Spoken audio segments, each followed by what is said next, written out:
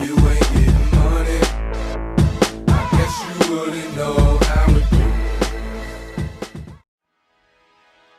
In this life, if you are not enlightened, then you might as well be dead. All these lights and cameras just flashing, they just flash. Welcome to the Prince Nana Show. Now here's your host, me, Prince Nana. Got no time for games, it's just action. It's just action. And everything I do is with a passion. Welcome back, girls and guys, to another great episode of the Prince Nana Show. I'm glad that you made it here. All right. Thank you guys for checking out my last episode. All right. In regard to the identity theft protection program with ID C.E.O. All right. Make sure that you go to my social media network so you can get a link for the ID C.E.O. All right. So you can try it out for 60 days.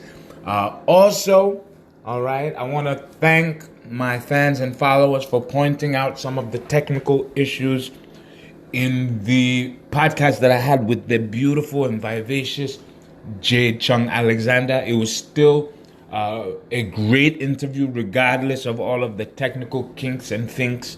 All right, and I want to thank all of my fans for your continued support. But today we have a great guest. Prince Nana has been calling my friend for the last few months, trying to track him down, trying to get the lowdown on what's going on with his great company. This interview, we're going to talk about how he got started in the business, who influenced him, who are some of the great fighters that are working with the company as affiliated right now, and much more. Okay, so right now, I want you all to open your ears and open your minds, all right, as I introduce my good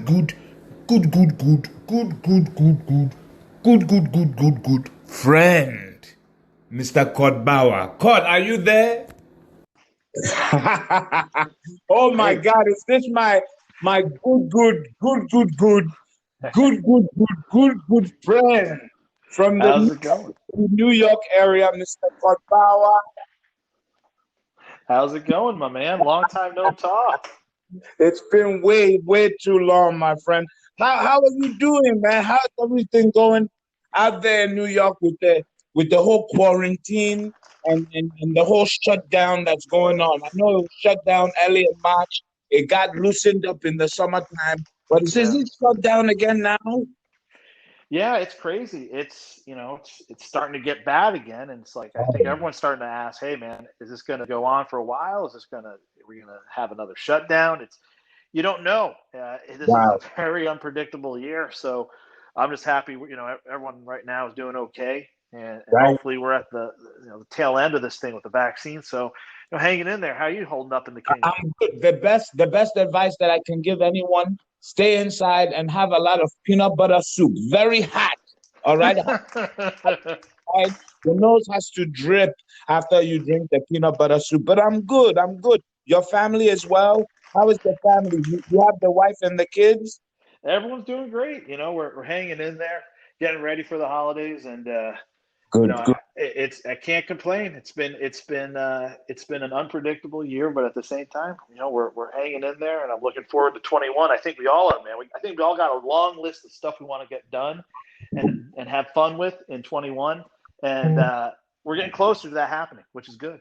We're gonna definitely make it happen, and I have known you, all right, and this is crazy. I was just doing all of my calculations over the last few weeks while organizing this call with you, but it's been almost 19 years, all right, almost 19 years since I was introduced to you by a very good friend also, and I know his name was Abunai Dennis Cardona, all right, and since then, you and I have had a very good relationship. How did you break in originally into the wrestling business, for those who do not know? Well, I was a teenager, about 18 years old, and wrestling was very hot. This is mid 90s, and the Monday Night Wars were just starting to get underway around 1997. And just the Wild Samoans had a school I'd read about in WWF magazine, and Right. Samu and his father Alpha were actually some of the early guys on the internet, and so they had a Right. nice Right. website, and it was easy to have access to them. So I sent a few emails, got the basic email back saying sign up to become a wrestler, but I didn't really want to be a wrestler. I wanted to be. I didn't really want to. I didn't know what I wanted to be in the sense of I didn't really understand what a booker was, but I knew I wanted to Right. do something along the lines of matchmaking or something like that. So no, I want to do this, and I don't think they knew what to do with that. And so eventually, I got on AOL and instant messaged and just spammed Samu until he finally allowed me to he kicked open the door a little bit for me to get involved, and from there Wow. one thing led to another. But I owe really my entire career to the Anuai family. Without them, I would never have had an opportunity to chase my dreams and have this extraordinary experience, which is pro wrestling, which is unlike anything Wow. else. It definitely is. And I come from the Johnny Raj lineage, and Johnny Raj has told me and the rest of the crew countless stories about the Alpha family, the whole family, Samoan family, and Yes. let me tell you something. What a lineage to be a part of, and you know, moving into your time, building. MLW. Obviously, you started MLW in what year? It was like Oh, two. what? I mean, the original, here's the thing. The original MLW was started around 98, 99. Right, right. It never kicked off, but the original plan was, It was uh, right before WCW, like when WCW was purchased, like around that time. well, no. So that was the real version. The first version was something that was supposed to be kind of a farm system for All Japan Pro Wrestling. Gary Albright, son-in-law of Alpha Inoue, was a perennial main eventer for All Japan through the 90s, UWF shooter, went to University of Nebraska, incredible wrestler. And he wanted to develop kind of what would kind of become today like the developmental system before wrestling really had one. And they were looking for the next generation of American Right. talent from the States. And All Japan really didn't have any roots in the States. So Gary's idea was to transition into being the coach of the school, and it would have a little circuit called Major League Wrestling. And then unfortunately, Gary passed, and I plans were put remember on that. hold. Then Mr. Baba passed also around 99, I want to say. And everything, all this stuff happened that led to hitting the pause button. And then in '02, after WCW went out of business, after ECW went out of business, it was Right, a right. scorched earth effect. And a lot of us were bumping around the Northeast corridor and trying to just find our way in this new world where we thought there would be all these prospects, and turned out there was a lot of local shows, but not a lot else going on. Right, And I right. It said, was well, very condensed at that time. it was, and I felt, man, I'm 22 at this point, 21, 22, and I felt like, well, let's give this a whirl because we got this cool name, we got this thing, got a logo, got a trademark. Let's bootstrap this and see where we can take this, and that's really where it all started. Was in Wow, 2002. that right there as a story in a nutshell is unbelievable. 2002. I believe I was on this one of the shows that year, You right? were I was on on, the first show. You wow, were on that the is first good. show. Yes, That I is remember good. it. I, You were over your entrance when you came out at the old ECW arena, now the 2300 arena in Philly, right. That was and it one. was That was a trios match. memorable. Let me tell you, that was one of my most memorable moments in my career working for MW. But something happened after that. After that, you ended up, kind of closing shop. Things were moving. There were a lot of shows going on. There were Yep. people coming from Japan. This, that, and then it didn't shut down on a bad note. It shut down on the note of working for the WWE. How did Right. the transition happen? You know, at such a peak for MLW at that time, and then go to WWE. Was that a part of the plan?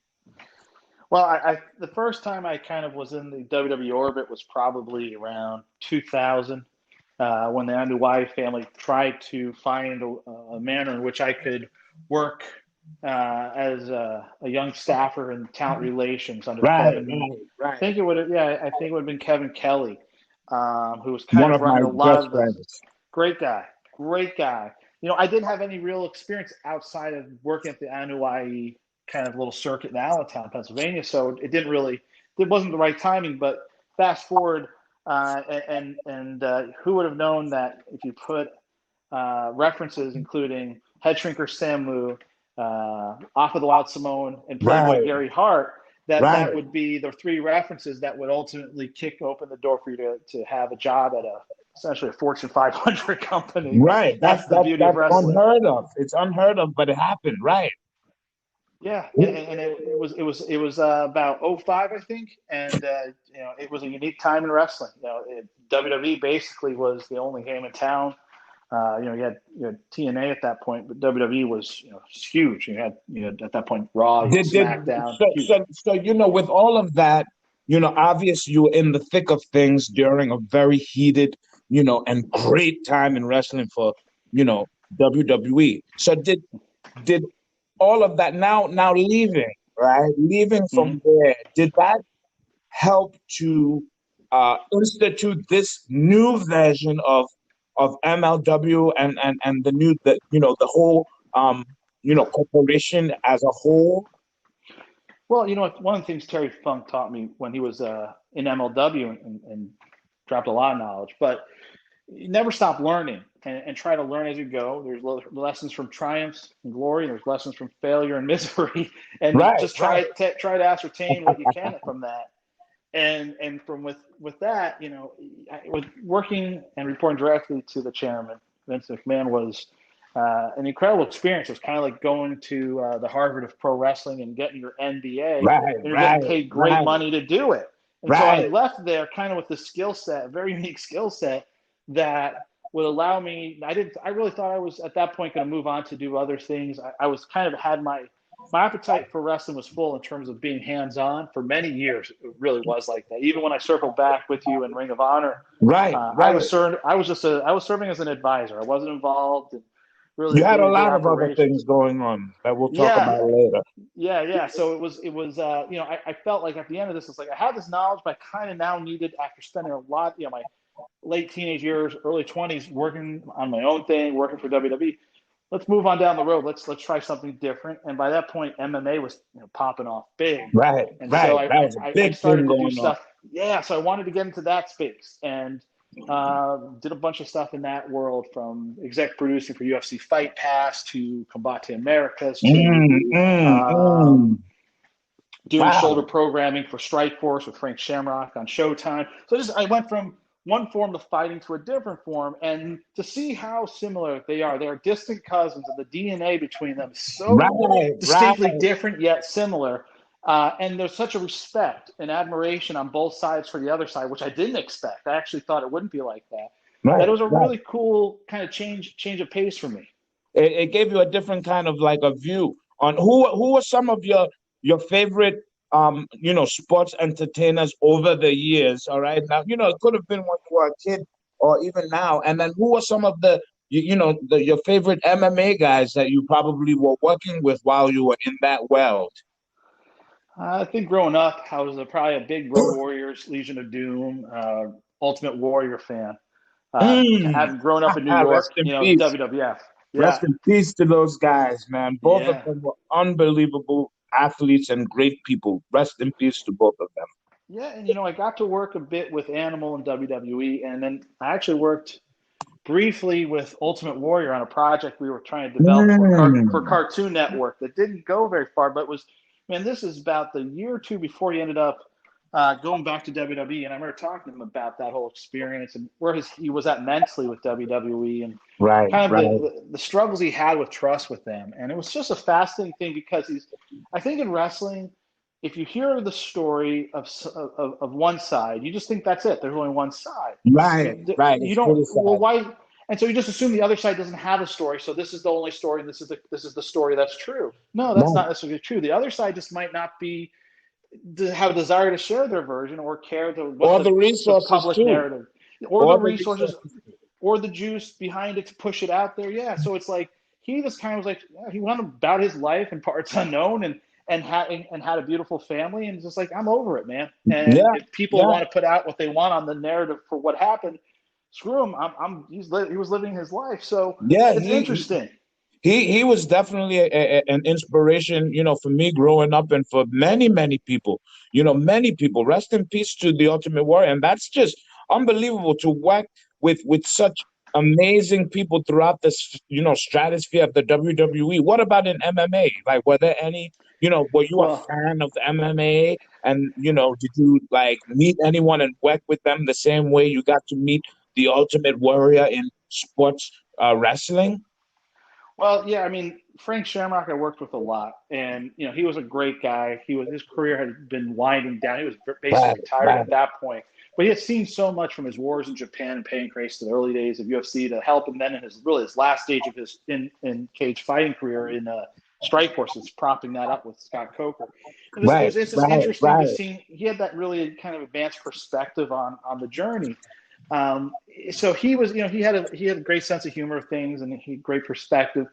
And the other guy I thought was fascinating, and I didn't get close to him at all, but I got to film him to be around his team, was Fedor Emelianenko.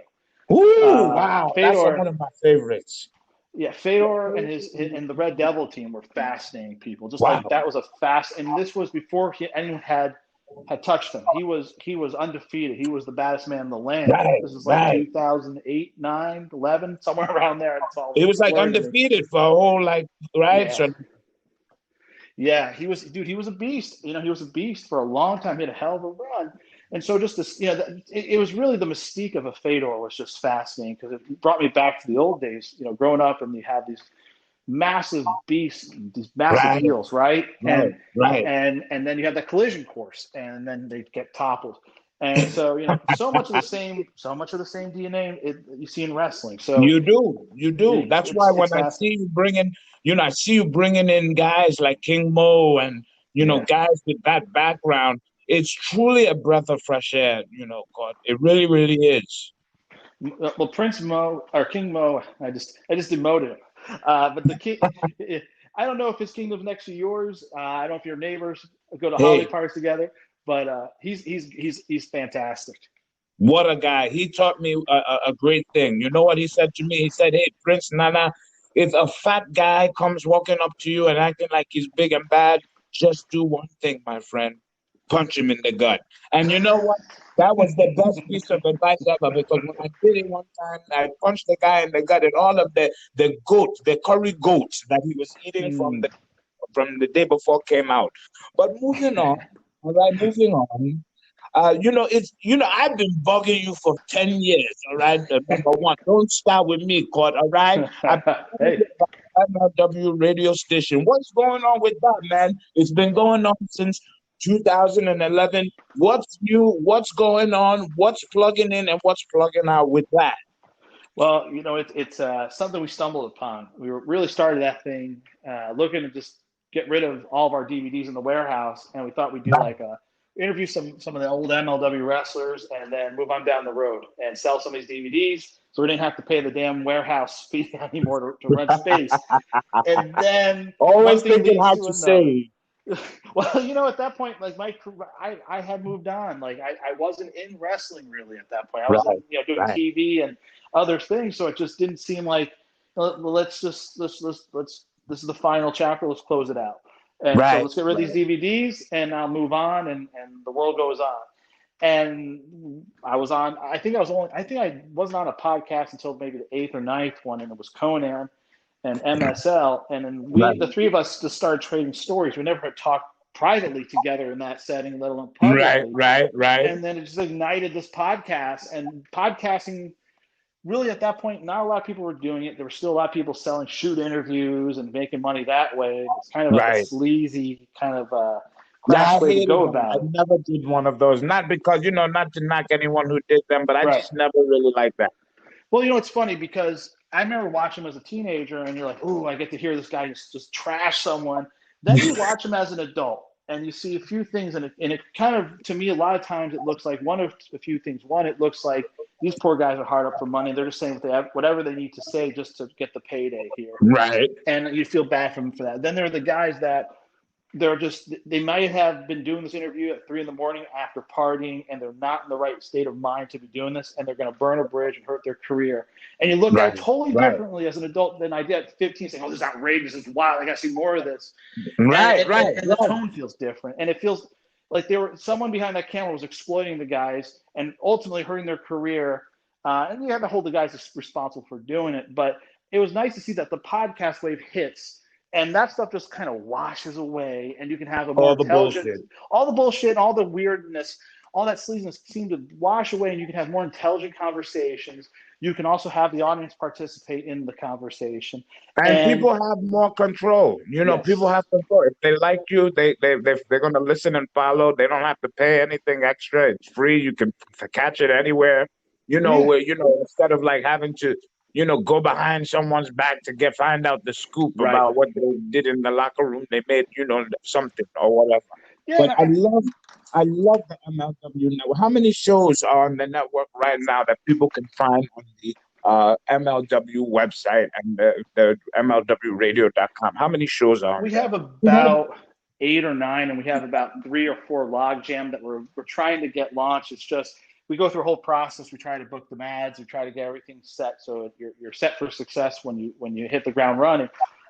So it depends. We've had as many as 20 shows. Then we'll scale down to 8 or 9. It just depends on where we are in the cycle of That's contracts. awesome. That's awesome. I can't wait to see what's going to happen and who the top rated podcast is going to be on the network in 2021. But speaking of top rated, all right, MLW is now one of the top rated, all right, wrestling companies in the United States. And kudos to you and your team over at MLW. Some of my favorite wrestlers on your roster right now, Myron Reed, all right? Oh, so good. That guy is tremendous, tremendous, tremendous, all right?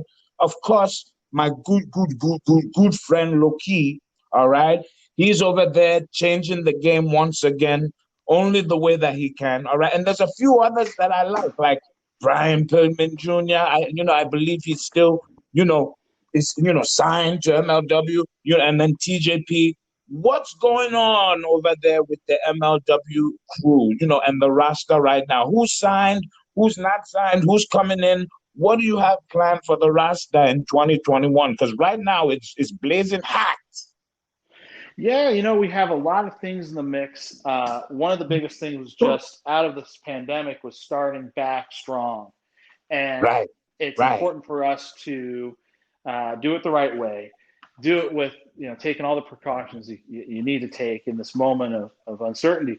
But for right, us right, right. to be able to film all this stuff and then be able to have what's cool is like we film all this cool stuff and no one knows what's going to happen in any of the matches because there's no fans in attendance. So the Right, magic right, is there, and that week to week, you don't know if a title's going to switch. You have no idea. You got to tune in. You don't know who's going to win one of those matches. So whether it's the Opera Cup, which goes back to the turn of the 19th into the 20th century, wow, or a wow. title match, the stakes are high and no one knows the outcome. So it's exciting. And being able to reload our roster. So we have a very strong core roster. Then being able to build out with guys like Leo Rush. Right. That's huge. It's been very helpful for us. So we're really excited to be back in the mix. It was nice, to be honest, to take a few months to recharge, because when you're doing this, at And the be level safe. you are, to be safe is important. And then you don't realize until you get off the hamster wheel, the gerbil wheel. It's nice to take a pause for a cause, because in wrestling you never stop. And for the first time, I Right. think, in the history of our business, this didn't We happen during pause. this didn't happen during a war. This didn't happen during any big storm or anything. We're seeing this weird moment where wrestling kind of slowed down at the highest Yeah. levels. Even then, it slowed down, which is Right. Right. And I think everyone has been going, at 110%, trying to, put, 110% of their passion into it. And hats off to all the guys and the girls that are doing that. But speaking of the girls, all right, people, the women's division in wrestling right now is probably one of the most popping things going on. All right. yeah. And I know that back in 2019, All right. MLW announced that, that you guys were going to have a women's division going on, and there was going to be something going on in Florida. I think it went down back then. What's going on with the women's division right now, and can that make a very strong comeback in 2021? Because with what's going on with MLW and how the product is being kind of like teased right now, Right. it's looking like everything is going to be so darn good. Like, what's going on with that department? Well, we were set to build it around a wrestler, and unfortunately, she had a pretty bad injury, and she was going to she was going to be kind of the epicenter of this. And I think every time you start a division, you want to be able to put all the money you can behind that one person, build it out, and then take it from there. And for me, it's very much a traditional build of a baby face, and you have to keep feeding that baby face. Right. Now, if you don't have that baby face and you have only X amount of spots open to try to create something in the interim, you're kind of that person that you put in there as a temporary person is in a problematic position, because you're not using to their full capability. So if I'm not able to do the division the right way, I wanted to wait until she gets it needs to appear. I get it. I get it. You are a strategic business guy. It's not like there's not beautiful women that are gonna be popping up. I know there's women dying to be the first anchors of MLW, and that day will come. But back to and I know you're a guy that's very busy, okay? And I'm not going to take enough too much of your time, all right? And if I do, I will send some professional nail clippers, all right? Oh, very nice. You're a very generous host. All right, they're gonna be females, all right, and males, all right. So don't be mad at me, all right. So look, what's gonna happen is this, all right. So there's been so many different revivals of MLW, all right, in the making, all right. This particular revival, it's not even a revival, but it's just a kind of like comeback from the pandemic, a break, you know what I mean, like a down season. What makes this particular comeback the most important one of them all? We had so much momentum before we hit the pause button because of the pandemic. And what was important during that time was for us to do one of a few things. One, restructure our contracts so we were able to pay the talent more and have more years on them. Two, Right. we don't want to be the best kept secret in the business anymore. Let's get more eyeballs on this product. So we go out there, we sign with Fubo Sports, we sign with DAZN, which is the Netflix of sports. They got 8 million subscribers, which is huge globally. Wow. So we want to do that, do a new deal with BN Sports, our home base here on cable and in the US and also on satellite. And so then we're ready to come back roaring and being able to offer up the Opera Cup, have Fatu, who's been the champion for 2+ years now, go out there and rumble. There's going to be some big matches that are on the horizon. And so between that, building a Myron Reed, Leo Rush, big title fight, which I think is going to be one of the big stories you'll see over the cycle TV, the emergence of young talent, some of the guys we signed, Contra getting a refresh. I can't wait. It's going to be fun. And, the thing for me, and it's so important, I think, in wrestling, when wrestling to me really is great, is when it feels global. And it doesn't feel like you have a bunch of guys from the same neighborhood wrestling, but you have guys, whether it's Akira Kwan and you have someone that has that distinct flavor, or you have a guy from Mexico, or you have a family from Mexico like Los Parks. Right. It's important to have that variety. And from our first show, which we're so glad you were on, to this show. If you look at that first show, we had Prince Nana representing. We had L.A. Park on that first show representing. So to me, it's really important to have variety, representation and variety, and that goes from different regions of the world to different styles of fighting and wrestling. And I think that then there's something for everyone. I don't care if you like fast, high octane, cruiserweight, middleweight action, or you want to see the big super heavyweights just rumble with each other. Give us a little something. Give me a buffet. And then that's always what I love in my entertainment and in my sports and my wrestling. I always said this, and I love the fact that you use the word buffet, all right, because I use that in sales every day, all right. But I love MLW because it's an all-inclusive. I feel like it's an all-inclusive wrestling company. All right. It has, everything that everybody needs. All right. And that's not just saying it in cliche. If you put on that show, you are going to be stuck. You're going to be stuck. And that's one of the beautiful things about MLW. But real quick, the importance of the Opera Cup. All right. The Opera Cup is an event that's coming up again soon, right? Yes. Okay. It And is I know that. underway. We're actually just concluding the opening round. We'll be into the semis. So yeah, we're getting into deep into the Opera Cup country right around now. It's getting into the thick of things, all right? And a lot of fans are beginning to, compare and compete. And right now, it's a good time for MLW. And I encourage all the fans to follow the MLW networks, follow them on Twitter, all right? Get to know what's going on, but there's a lot of big news going on in the wrestling business, all right? We've seen, there's a lot of different changes in all of the new companies that are out there, and also with the older companies that are, flag marks in the wrestling business like WWE, but right now, uh, there's a huge buzz going on about MLW, okay? And obviously the Opera Cup is going on right now, all right? And it's getting into the finals, and it's getting into the thick of things, all right? But as we get closer and we inch closer to that, and we inch closer to 2021, can you give us any type of secrets that's going on right now? Because we're hearing that MLW is going to be connecting with one of the companies out there right now that's big or bit small, that you're connecting with all the companies. What's going on, Cart? Man, I think this is a very special time in wrestling. Within, a few clicks of your laptop, your phone, the remote, you can be watching something from anyone, anywhere, and you see all these companies. You've never had so much wrestling, U.S. stateside since the territory days, but to be able to watch them all simultaneously, you've never had it. It's unprecedented. Right, The talent right.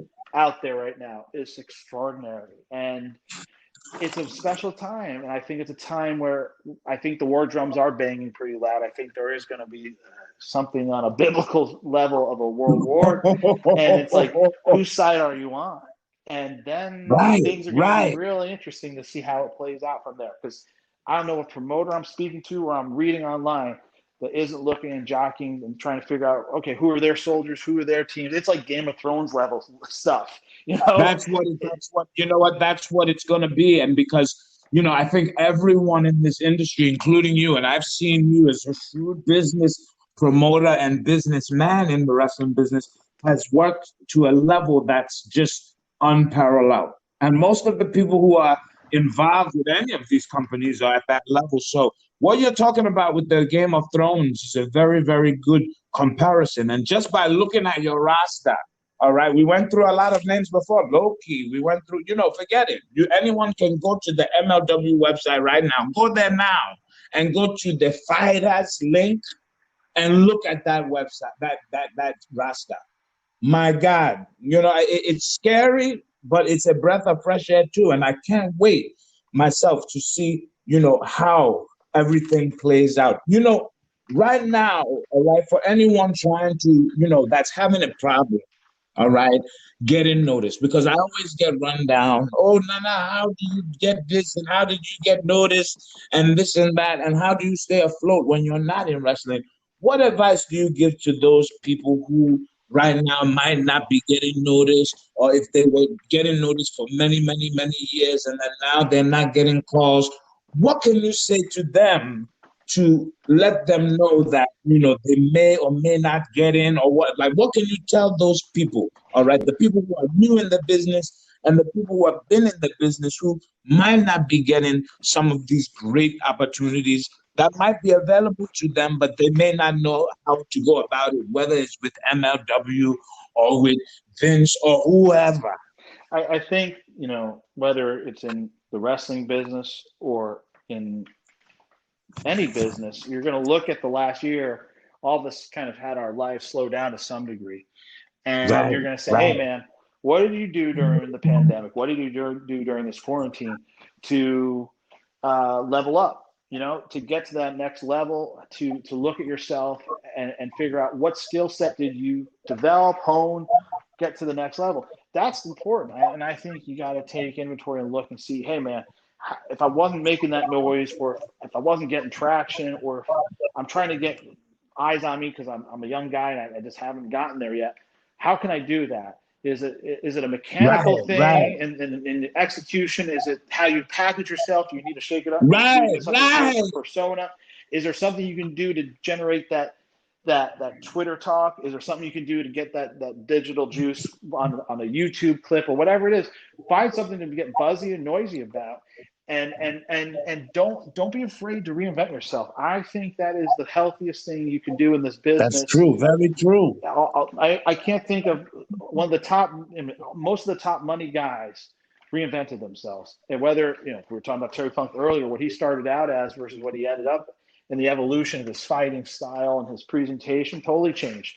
Steve Austin went from a Hollywood blonde to a brawling redneck and made a ton of money. It's really important to assess and say, hey, man, this thing I know is over, and maybe it's getting you over to a certain level, but is it going to get you to the next level? And you have to be honest with yourself. A lot of this business is built on kind of and fueled by dreams and the pursuit of them. But you also have to be a realist and say, okay, is this getting the job done? Because this is a business. It's not a fairy tale. That's right. That's the biggest part that people forget. And is this thing relevant in 2020, 2021? And how do I ride the crest of that wave into the next thing and be ahead of everyone and pop off? And everyone says, oh, man, that guy got it.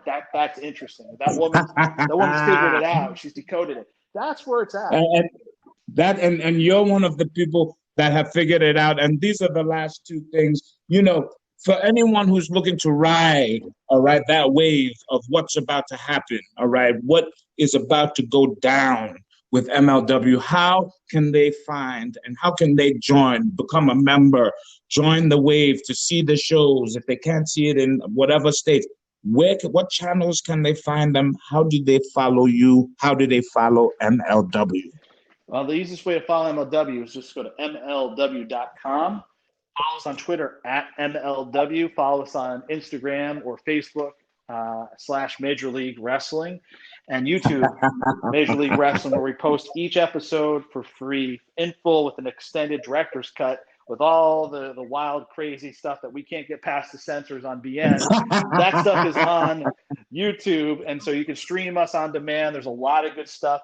We're going to basically, instead of giving people pay-per-views for the next few months, we're going to every week give people big, badass fights that headline our pay-per-views, but we're giving to them for free. Times are tough. Let's give you the free stuff and hook it up. We're giving you the big. Bring it in. I'm going to be hooked. I'm going to be hooked. You're going to love it. And before I let you go, all right, because I'm going to be in your inbox and you're going to be ignoring my assistant. You know it. But I'm going to say this right now, all right? All right, I'm going to put it on the line. You have a best friend, all right? His name is Wale, all right? Wale, all right? You let him know, all right? You let him know. Prince Nana will any day, wrap the boots up, all right, to shove it down his mouth, all right? God bless you. All right, God bless you. All right, he knows why I'm saying that. All right, he knows. Okay. Well, God bless. All right, God bless to you, my friend, for what you're doing in wrestling. It's gonna be good. God bless the fact that you're one of the greatest, implementers in this business. That's allowing every new, wrestler to get a notice. And out there, we really appreciate you, Cotton. I can't wait to see what happens in 2021. And make sure you tell Wale what I said. I like his music, all right, but I will wrap their boots up. I'll say this. I think we've got a main event for the next Wale Mania in the works. Okay, hey, you know what? It's been coming for a long time. Tell him, all right? Will do, my friend. Thanks for having me on today. God, have a good one, my friend. I can't wait. All right, take care, my man. Thanks for joining me for another episode. I'll see you later, fools.